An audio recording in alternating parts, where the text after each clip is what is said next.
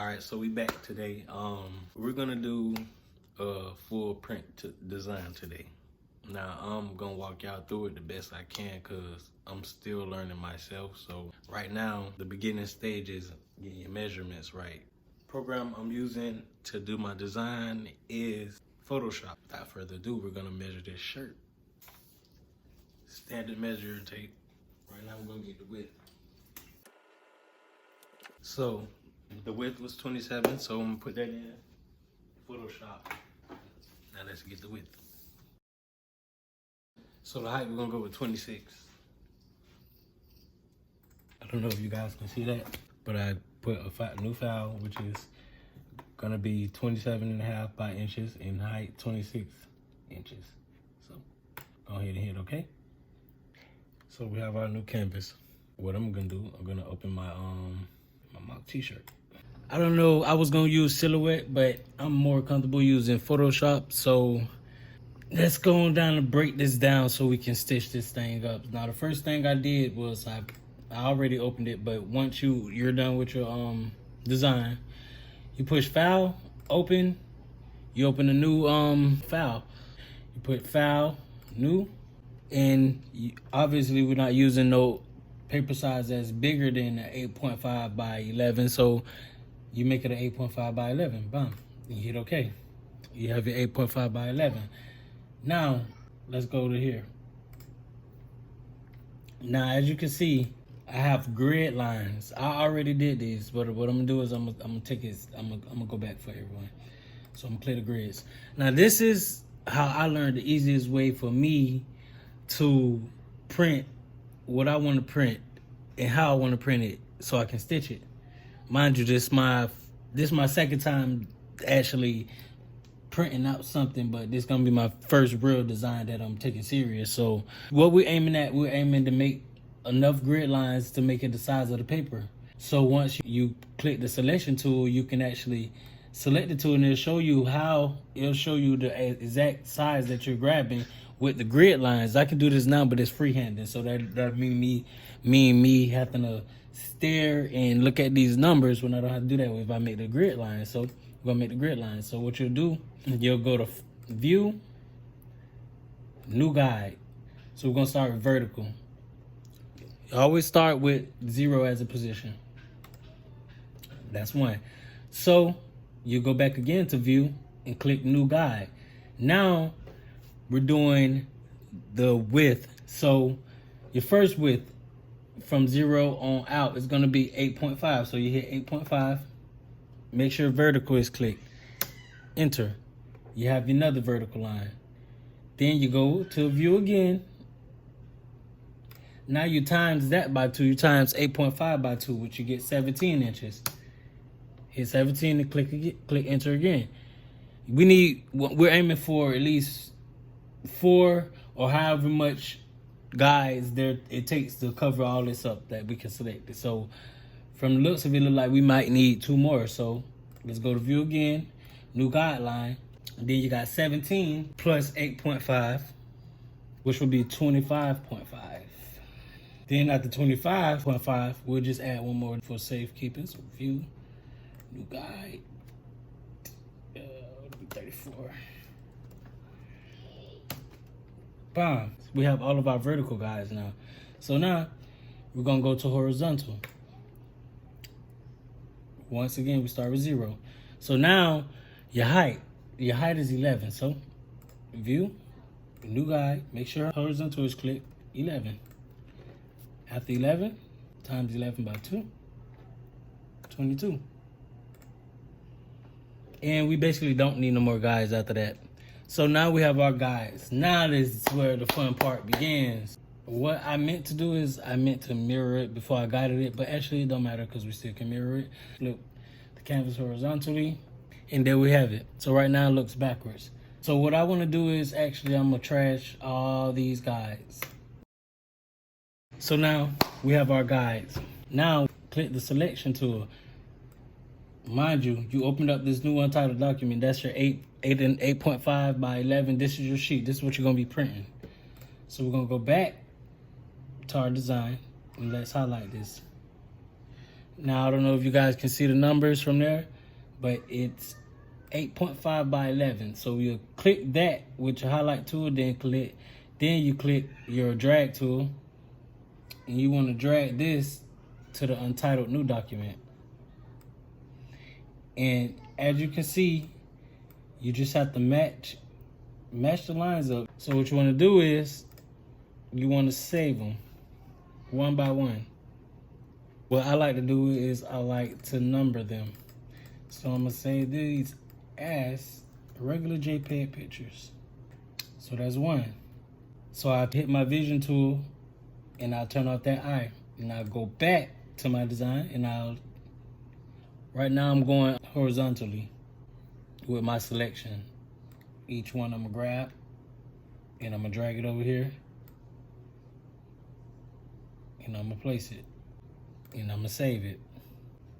Go back again, repeat the same process. So I'm gonna just keep doing this until I'm ready for print. Now, we have all of our prints ready, as you can see. 10 papers I will have to print. This is how I set up my print. So we're gonna get the printer and paper ready and we'll be back and show y'all how to print this thing and we're gonna tape it up.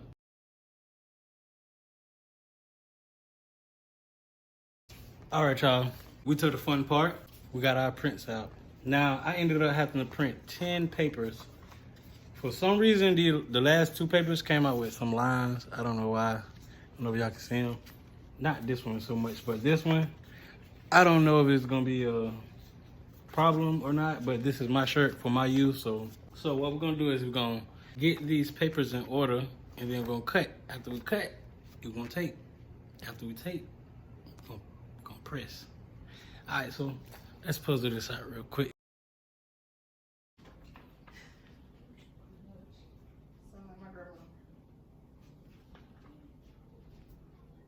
Did y'all start taking baths? Oh yeah, she did. All right, got the piece together, y'all.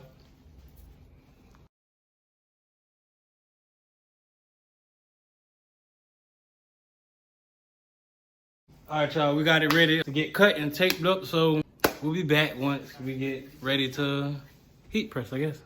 All right, y'all, we got it taped up, not all the way fully, but I'm just giving y'all an update on how my taping process goes. See, basically I tape the back, which you gotta tape the back, of course. And make sure when you flip it like you shuffling through a deck. Like if it's right here, you will shift it to the side and flip it, okay? Because you don't want to just flip it then start taping because you're gonna really mess it up. Now, just gotta tape the last main parts together. And I'm finna fire up the heat press and, we'll see what happens. Regular heat tape from Amazon. And we are taped up and ready to go. I don't think it looked too bad. Now, I'm hoping that the lines, if there are any, I'm hoping that the ink just bleed over them. See, stuff like this is what you gotta watch out for. Now it's too late for me to undo and retape all that, but this bottom part. It's all right for now, because it's my shirt. I'm gonna wear it when I settle. All right, the heat press is good and hot at 400 right now. So we're gonna press it for 60 seconds at 400 degrees. I have this heat gun. If you guys wanna be sure about your heat, got it off of Amazon. All right, so what I'm using the Teflon sheet for the bottom.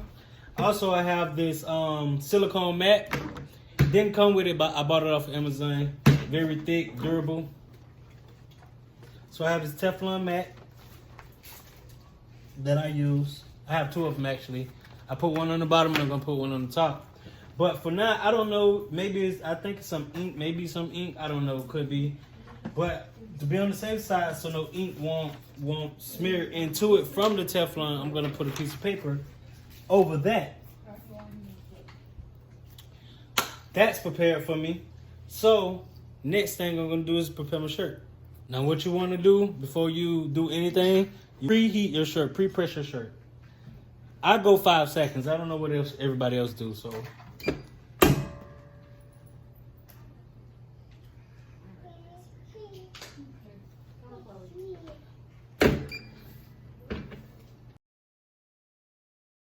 That's good and pressed. So what we're gonna do is we're gonna take a bunch of preventable measures to not ruin the shirt. So what I learned is you can cut a collar out to put it in the collar, you know, to stop any leakage from over there. So we're gonna do that real quick. And not only the collar, we're gonna do that for the shirt sleeve and the bottom region. You want to make sure you at least lint roll your shirt before you press it. All right, so we're gonna start.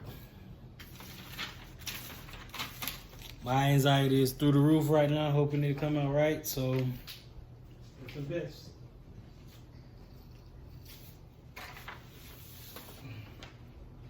Now, I haven't figured out the perfect method I want to use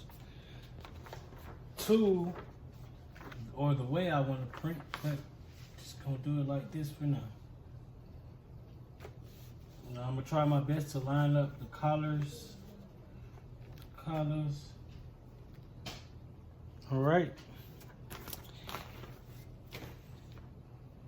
Put my handy dandy Teflon sheet. And right now, 60 seconds.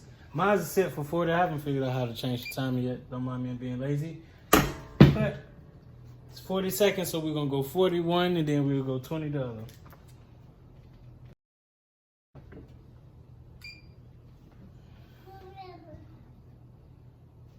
Now remember, try your best to move it accordingly so you don't mess it up. That's why I was supposed to tape it, but I didn't. Jeez, I might mess it up doing this. It looks so beautiful right now.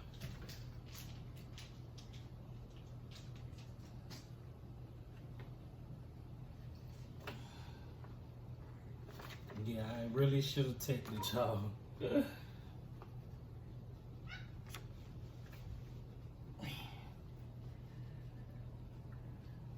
So, since it was too late for me to go back and tape everything, I had to do everything manually, which is match back up it every time I press a different side. But, you know, it's trial and error. We're almost done. I just got the bottom half to go. Once I do the bottom half, guys, we'll show the finished project. Well, all done and pressed. Though it's not as I want it to be, I made a rookie mistake, and that was not tape the design to the shirt. And I think that cost me a lot. But I'm proud of the way it came out. Besides the line, I don't like the line. That's the only thing, because I had to adjust it and I didn't tape it down. But nice vibrant color. I didn't press down hard right here on this part, obviously. But as you can see, it can be done. So if you guys liked my video, next video, I'm pretty sure it's gonna be better. It's gonna be raw, it's gonna be great, it's gonna be perfect or near perfect. So hit the like button, subscribe, comment what ideas, what can I do. If you can give me some advice, you know, I'll take it all. But this has been another Trap Closet exclusive. I'm back in the lab, got these niggas shook. Sleep on me peacefully, with Rissy, that shit that look good. I'm back in my bag, and here go one for the books. I'm feeling grippery, they get this shit understood. I don't do no talking, send me a text. I keep it 100 on to the wreck. My interest is money, I too much.